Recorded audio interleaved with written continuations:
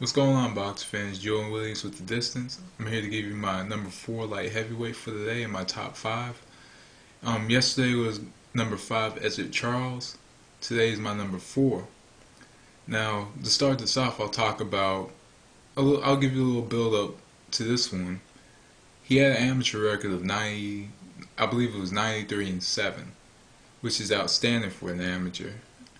He fought on the 1976 Olympic team, one of the greatest Olympic teams of all time, beside the 1984 Olympic team, which as well put together two or three world titles on the 84, and 76 had two or three world titles. And one of these fighters that came out of this team ended up becoming one of the greatest boxers pound for pound. That was Sugar Ray Leonard. And his brother was a world titleist, defeated one of the greatest boxers of all time in Muhammad Ali. But in between that, you had Michael Spinks. Michael Spinks, hands down, to me, is one of the greatest light heavyweights of all time. He did fight in the amateurs as a middleweight. And on this team, you had fighters that one fighter, Howard Davis Jr., didn't become what was expected to become of him.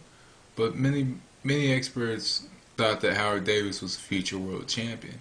Same with Leo Randolph. I'm not sure what happened to Leo Randolph after the 76 games. I didn't really do any research on him, so I won't comment anything else on him. But I know that Howard Davis was very close to becoming a world champion on this team. But anyway, this man was on one of the greatest Olympic boxing teams of all time, and won a gold medal, and ended up becoming one of the greatest light heavyweights of all time in my book. He became the first unified champion, including the IBF into the picture. And starting his career off, he was very tall. He was a tall, skinny light heavyweight, and some thought that maybe Michael Spinks should start off as a middleweight, maybe, because to recapture some of that glory from the Olympic Games. But he decided to go up to light heavyweight.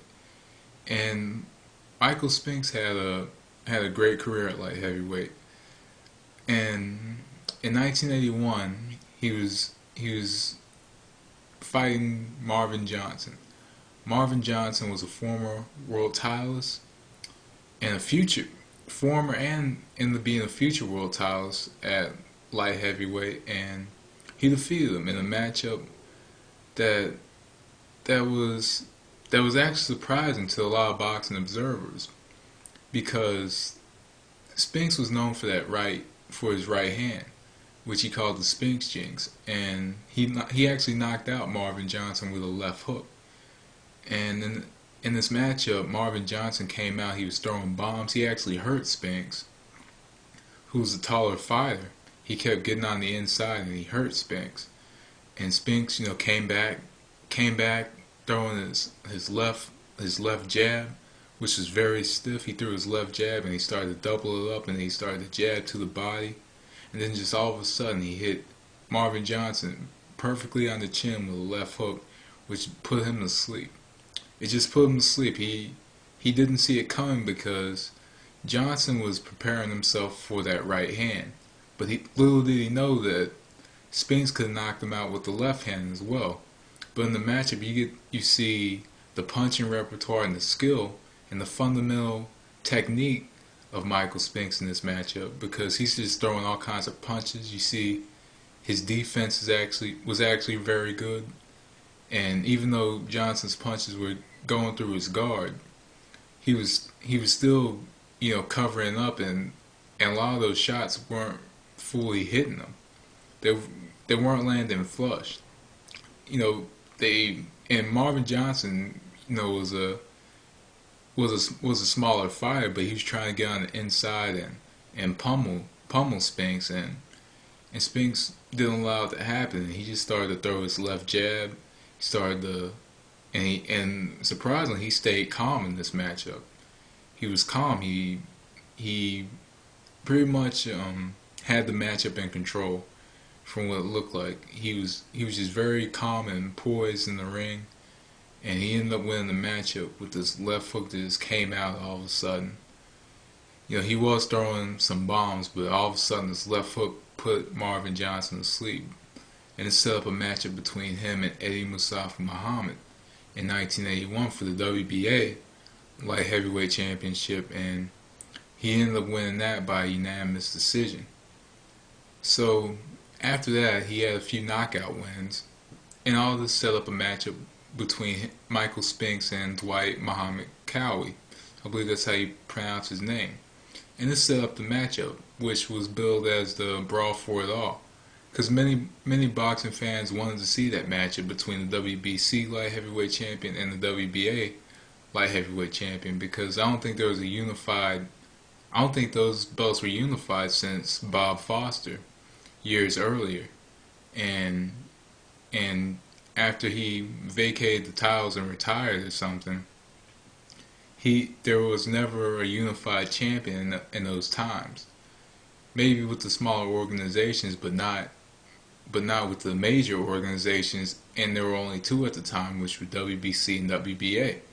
So the Brawl for It All happened, and before the matchup, Dwight Muhammad had gotten pneumonia, and it got pushed back, and then they ended up fighting in 1983. I believe it was summer of 1983 they fought, and Spinks ended up getting the unanimous decision.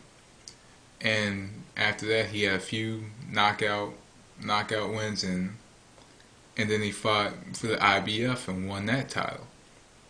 And he fought, I believe his name was Eddie Davis. His name was Eddie Davis. He fought him and beat him unanimous decision, and then he moved up to heavyweight.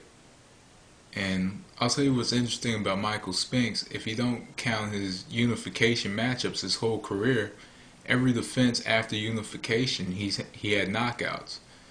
And it's just like right after a unification bout, he have these string of knockouts. And it's interesting. And then Spinks pretty much is the first WBA, WBC, and IBF world champion. First light heavyweight to do that, and it didn't, and all those belts didn't get unified again until years later.